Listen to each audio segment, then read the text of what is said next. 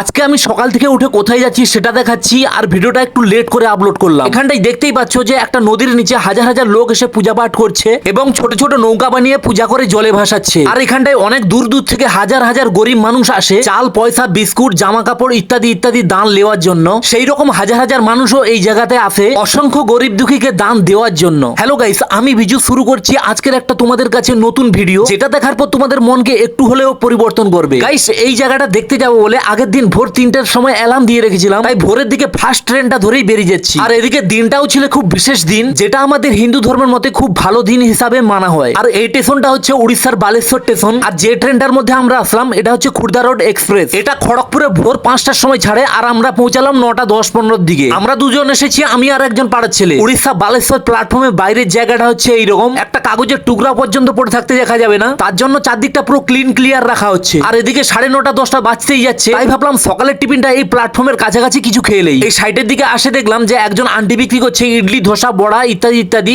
South Indian খাবার। এবারে আমরা 20 টাকার করে টিফিন করে অটো স্ট্যান্ডের দিকে আসলাম, কিন্তু উড়িষ্যার বালেশ্বর স্টেশনে কোনো টোটো দেখতে পেলাম না। তাই অটোয় বসতে অটোওয়ালাকে আর বলতে হচ্ছে না যে আমরা ওই জায়গাটাকে যাব, কারণ অটো ড্রাইভার প্রথম থেকেই জানে যে যারা আসছে আজকের দিনে সব ওই জায়গাকেই যাচ্ছে। অটো থেকে নামতেই আমার প্রথমেই চোখে পড়লো প্রত্যেকটা বাড়ির সামনে এরকম তুলসী মঞ্চ বানানো আছে, আর 4-5টা ঘরের পরে একটা করে মন্দির। আর দেখো এখানটায় একটা ঘাটের কাছে অনেকজন মেয়ে মিলে পুজো করছে এবং এক একটা ছোট ছোট নৌকায় ফুল আর ধূপ টুপ জ্বালিয়ে জলে ভাসিয়ে দিচ্ছে। দেখো এটা মানতে হবে আমাদের বেঙ্গল উড়িষ্যা একবারে কাছাকাছি স্টেট। উড়িষ্যায় কত হিন্দু ধর্মের ভক্তি আর বেঙ্গলের মধ্যে কতটা হিন্দু ধর্মের ভক্তি সেটা দেখলেই আর তোমাদেরকে বোঝাতে হবে না। এখান থেকে ভিড়টা দেখতেই পাচ্ছ তোমরা, হবে মাত্র সকাল 10টা 10-15 বাজে। এতটা পর্যন্ত দেখালাম আমরা বাড়ি থেকে কিভাবে ট্রেনে আসলাম, কিন্তু এখনো ভিতরে মেন ফিল্মটা তোমরা এখনো দেখোইনি। এখানটায় আসতে দেখলাম ভাই সবাইকে দেখছি সে 100 টাকা হোক বা 1000 টাকা হোক কিছু না কিছু জিনিস কিনে সবাইকে দান করছে। কেউ আবার এক মুঠা করে চাল প্রত্যেকটা মানুষকে দিয়ে দিয়ে করে চলে যাচ্ছে। 80% গরিব লোক কিন্তু আমাদের ওয়েস্ট বেঙ্গলে, যারা রাস্তার দু সাইডেই বসে আছে। কমসে কম 1 কিলোমিটার এরিয়া ধরে রাস্তার দুপাশে এইভাবে গরিব গরিব লোককে বসতে দেখা যাচ্ছে। তো আমরা প্রথম থেকেই শুনে এসেছি আমাদের ভারতের মধ্যে উড়িষ্যা বিহারের মতো গরিব দেশ কোথাও নেই। আর প্রমাণ হচ্ছে এটাই আজকে দেখে নাও মানুষ কত পরিবর্তন হয়েছে, যেসব দেশকে আমরা নিজেদের নিজ থেকে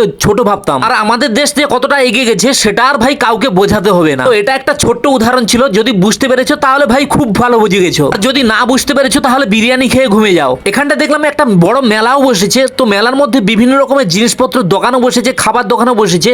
তো এখানটা যে ট্রেডিশনাল যে ফুডগুলো বিক্রি হয় সেগুলো তোমাদেরকে দেখাচ্ছি। ভাই সবে মাত্র 11টা মতো বাজে, তার মধ্যে এতটাই ভিড় কিন্তু দেখো, তাহলে বিকেল থেকে সন্ধ্যে পর্যন্ত কি হতে পারে, কতটা পরিমাণে ভিড় হতে পারে। তো এখানটা একটা বড় নৌকা বানিয়ে রাখা আছে, যেহেতু আমরা প্রথমেই দেখেছি নৌকাকে পুজো করে জলে ভাসানো হচ্ছে, তাই বিশেষ করে নৌকা ভাসানোকে কেন্দ্র করে পুজো করে, তাই বিশেষ করে নৌকাকে পুজো করে জলে ভাসানোকে কেন্দ্র করে, তাই আজকে যে কোনো জিনিস দেখছি তার জন্য এটাই উৎসব। তো মেলার মধ্যে একটা ইউনিক বিজনেস দেখলাম, একজন একটা রিমোট সিস্টেম গাড়ি নিয়ে মেলার চারদিকে ঘুরছে। গাড়িটার মধ্যে কিন্তু দুটো সিট, 50 টাকা করে টিকিট। এক ফেরা মেলার চারদিকটা ঘুরে 100 টাকা ইনকাম। আমরাও প্রথম মেলাটার চারদিকে ঘুরে এখন যাচ্ছি মন্দিরের দিকে, আর এদিকেও প্রচুর গরিব মানুষ বসেছে পুরো মন্দিরের গেট পর্যন্ত।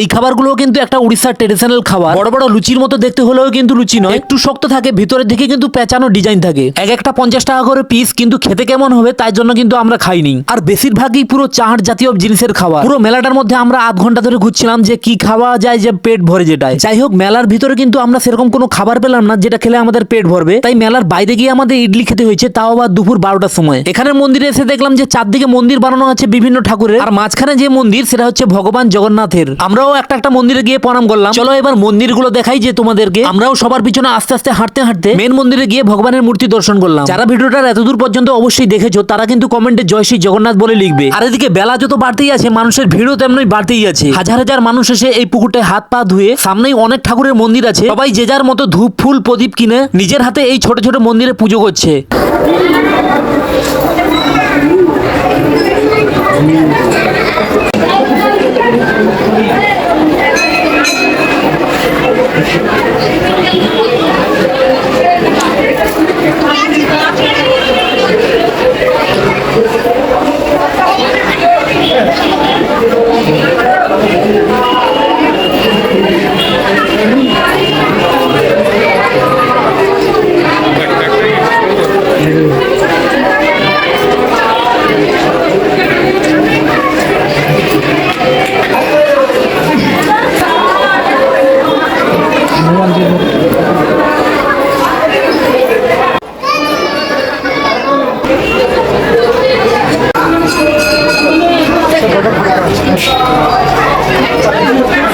হচ্ছে আমাদের ভোলে বাবার মন্দির।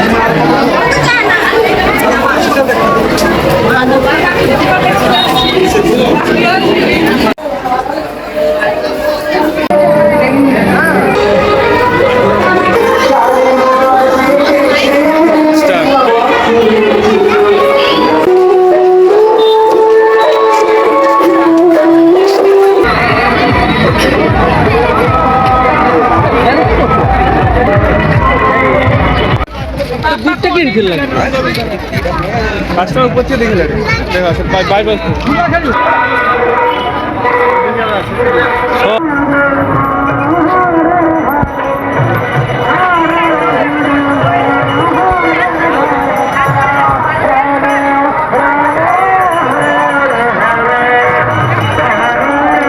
এবারে কিন্তু আমি মেলার মধ্যে কিছু এমন কিছু জিনিস দেখাচ্ছি যেটা মানুষকে দেখিয়ে কিভাবে বাড়িতে এইসব নিজের হাতে বানানো যায় তার ট্রেনিংও দেওয়া হচ্ছে এবং একটা দুটা করে বিক্রিও হচ্ছে। আর দেখো এই সব জিনিসগুলো কিন্তু নারকেল ছপড়া আর সুতা দিয়ে বানানো, বিভিন্ন ধরনের ছোট ছোট জীবজন্তু। জিনিসগুলো দেখাচ্ছে তো সেই লেভেলের, কিন্তু বানাতে মনে হচ্ছে একটু টাইম বেশি লাগে। পরের স্টেজে দেখলাম এখানে পাট দিয়ে বিভিন্ন ধরনের জিনিস তৈরি করা হয়েছে, পুতুল থেকে চালু করে বিভিন্ন ধরনের আসন, চাঁদমালা এবং পাটের বিভিন্ন টাইপের ডিজাইন ব্যাগ। যেহেতু কিনবো না আমি, তাই আমি কোনো জিনিসের দাম জিজ্ঞেস করিনি। চলো এরপরের দোকানটাই দেখাচ্ছি আমি। এবারে মাদুরের খাঁচির বিভিন্ন ধরনের জিনিস, আসন থেকে চালু করে অনেক ধরনের জিনিস জাস্ট এখানে দেখানো হচ্ছে। তো ট্রেনিং নেওয়ার জন্য কিন্তু সবকিছু ফোন নাম্বার সবকিছু কিন্তু সাইনবোর্ডেই দেওয়া আছে। মাদুর খাঁচিরের দেখালাম, এবার দেখাচ্ছি বেতের তৈরি নানান ধরনের জিনিস। এই বেতের জিনিসগুলো কিন্তু মার্কেটে ভালোই বিক্রি হয়, আর বেত গাছ আজকাল দেখতেই পাওয়া যায় না, তাই এইসব জিনিস কিন্তু মার্কেটে চড়া দামে বিক্রি হয়। এবারে উলের তৈরি নানান ধরনের সোয়েটার, টুপি আরো অন্য ধরনের জিনিসপত্র, এইসব সব জিনিস কিন্তু মানুষের হাতেই তৈরি। জাস্ট এখানে দেখানোর জন্য কিন্তু বিভিন্ন ধরনের বিভিন্ন ট্রেনিং সেন্টার আছে। সাধারণত জঙ্গলের ঘাস থেকে এই রকমের ধরনের বিভিন্ন ধরনের জিনিস তৈরি হয়, কোনোদিন ভাবা যায়? হয়তো বিশ্বাস করবে না, আমি যদি এইভাবে দেখাতে থাকি হয়তো শেষ হবে না, তাহলে ভিডিওটা কিন্তু 1 ঘন্টার হয়ে যাবে। গাইস, এই মেলাটায় এসে আমি দেখলাম মেলা ঘুরলে যে আনন্দ ফুর্তি করা হয় সেটা কিন্তু নয়। একজন মহিলা বা মেয়ে নিজের হাতে স্বনির্ভর হওয়ার জন্য বা টাকা ইনকাম করার জন্য বিভিন্ন ধরনের হাতের কাজের জিনিস বানিয়ে নিজের বিক্রি করতে পারে, তার জন্য কিন্তু এইসব স্টেজগুলো কিন্তু বসানো হয়েছে। যে কেউ কিনতেও পারে এবং ট্রেনিং নিয়ে শেখার জন্য এখানে এসে যোগাযোগ করতে পারে।